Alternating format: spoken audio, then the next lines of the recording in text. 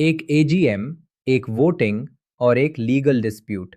क्या टाटा ग्रुप की सबसे इंपॉर्टेंट मीटिंग पर पड़ सकता है इसका असर?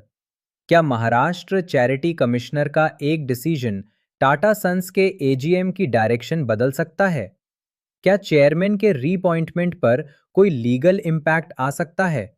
और सबसे बड़ा सवाल, क्या ट्रस्ट के वोटिंग राइट्स टेम्पररी रुक सकते हैं? आज हम हेडलाइंस नहीं, पूरा लीगल फ्रेमवर्क समझेंगे। कंपनीज एक्ट, ट्रस्ट लॉ और कॉरपोरेट गवर्नेंस के पर्सपेक्टिव से। नमस्कार दोस्तों, आप देख रहे हैं corporate and securities law compass. अगर आप company secretary, CA, CMA, lawyer, investor या कॉरपोरेट प्रोफेशनल हैं, तो ये वीडियो आपके लिए बहुत इंपॉर्टेंट है, क्योंकि आज हम डिस्कस करेंगे एक ऐसा लीगल इशू जिसका डायरेक्ट रिलेशन है corporate governance, voting rights, trust law और इंडिया के सबसे बड़े बिजनेस ग्रुप्स में से एक टाटा ग्रुप से। वीडियो के एंड तक आप समझ जाएंगे कि एक्चुअल लीगल इशू क्या है, कौन कौन से लॉज अप्लाई होते हैं और इन्वेस्टर्स को किस बात पर नजर रखनी चाहिए। सबसे पहले बैकग्राउंड समझते हैं। टाटा सन्स एक अनलिस्टेड पब्लिक कंपनी है। इसकी कंट्रोलिंग ओनरशिप लगभग 66% टाटा ट्रस्ट्स के पास है और टाटा ट्रस्ट्स के अंदर सर रतन टाटा ट्रस्ट का भी सिग्निफिकेंट स्टेक है। इसी ट्रस्ट के गवर्नेंस को लेकर अब लीगल कंट्रोवर्सी चल रही है। Legal issue. मीडिया रिपोर्ट्स के मुताबिक सर रतन टाटा ट्रस्ट के ट्रस्टीज के अपॉइंटमेंट, गवर्नेंस और वोटिंग राइट्स को लेकर महाराष्ट्र चैरिटी कमिश्नर के सामने प्रोसीडिंग्स पेंडिंग है। यही वजह है कि एजीएम से पहले अनसर्टेनिटी क्रिएट हुई है। यहाँ एक बात क्लियर करना जरूरी है, एजीएम कैंसिल नहीं हुआ है, लेकिन लीगल प्रोसीडिंग्स की वजह से मार्केट में डिस्कशन जरूर बढ़ गया है। Law number 1, Maharashtra public trusts act 1950। सबसे पहला लॉ है Maharashtra public trust act 1950। Charitable trust की रजिस्ट्रेशन, एडमिनिस्ट्रेशन, ट्रस्टीज की अपॉइंटमेंट, रिमूवल और गवर्नेंस इसी एक्ट के अंडर रेगुलेट होती है। रिपोर्ट्स के मुताबिक ट्रस्टीज के अपॉइंटमेंट और बोर्ड कंपोजिशन को लेकर ऑब्जेक्शन फाइल की गई हैं और इसी मैटर पर चैरिटी कमिश्नर के सामने प्रोसीडिंग्स चल रही हैं। Law number 2, companies act 2013। अब आते हैं कंपनीज एक्ट पर। अगर टाटा सन्स एजीएम कंडक्ट करती है तो उसे पर कंपनीज एक्ट के प्रोविजंस अप्लाई होंगे। सेक्शन 96, हर कंपनी को एनुअल जनरल मीटिंग कंडक्ट करनी होती है। Section 101, AGM notice. Section 102, explanatory statement. Section 105, proxy. Section 107, voting by show of hands. Section 109, poll. Section 118, minutes of meeting. यानी एजीएम का procedure companies act के according ही चलेगा। रीअपॉइंटमेंट रिपोर्ट्स के मुताबिक चेयरमैन एन चंद्रशेखरन के डायरेक्टर के रूप में रीअपॉइंटमेंट पर वोटिंग एक्सपेक्टेड है। अगर किसी डायरेक्टर का रीअपॉइंटमेंट एजीएम एजेंडा में है तो कंपनीज एक्ट के प्रोविजंस और आर्टिकल्स ऑफ एसोसिएशन दोनों रेलेवेंट होते हैं। फाइनल अप्रूवल शेयर होल्डर्स के वोटिंग से होता है। क्या चैरिटी कमिश्नर एजीएम रोक सकता है? अब सबसे इंपॉर्टेंट सवाल, क्या चैरिटी कमिश्नर टाटा सन्स की एजीएम रोक सकता है? सिंपल आंसर, डायरेक्टली नहीं, लेकिन अगर किसी ट्रस्ट के वोटिंग राइट्स पर लीगल रिस्ट्रिक्शन या क्लैरिफिकेशन इशू होता है तो उस ट्रस्ट के वोटिंग एक्सरसाइज पर प्रैक्टिकल इम्पैक्ट आ सकता है। यही वजह है कि ये केस इतना इंपॉर्टेंट माना जा रहा है। इन्वेस्टर्स के लिए इंपॉर्टेंस। अब इन्वेस्टर पर्सपेक्टिव। कॉरपोरेट गवर्नेंस का मतलब सिर्फ बोर्ड मीटिंग नहीं होता। गवर्नेंस का मतलब होता है ownership, control, voting rights, transparency और decision making.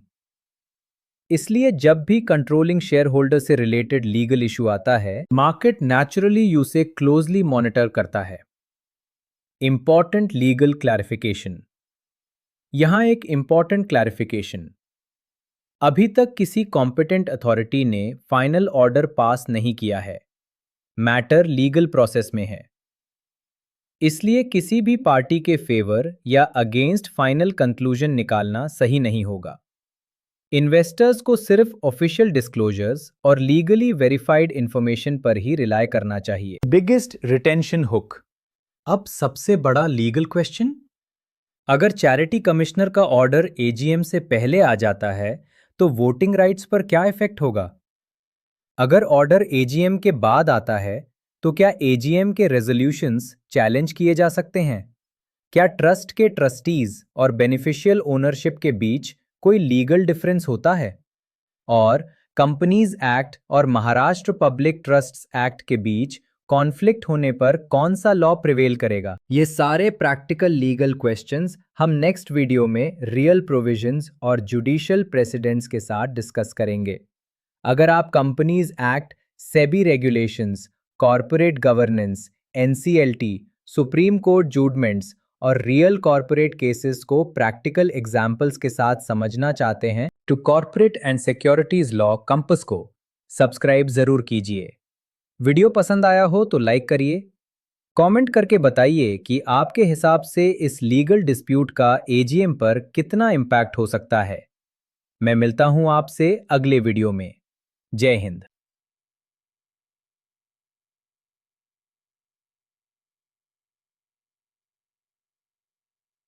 Welcome to Corporate or Securities Law Compass. I am a member of the Institute of Company Secretaries of India, ICSI, and currently serve as a company secretary. The views, opinions, interpretations, and explanations shared on this channel are strictly my personal views and are provided solely for educational, academic, and informational purposes. The content published on this channel does not represent the views, opinions, policies, or official position of my employer, any company with which I am associated, any client, or the Institute of Company Secretaries of India, ICSI. All examples, case studies, and discussions presented on this channel are based on publicly available information. Applicable laws, statutory provisions, judicial pronouncements, regulatory materials, or are purely hypothetical for educational purposes. I do not disclose, discuss, or use any confidential, unpublished, or proprietary information obtained through my professional employment. I fully comply with the SEBI Prohibition of Insider Trading Regulations 2015, the Companies Act 2013, applicable laws, professional confidentiality obligations, and the internal policies of my employer.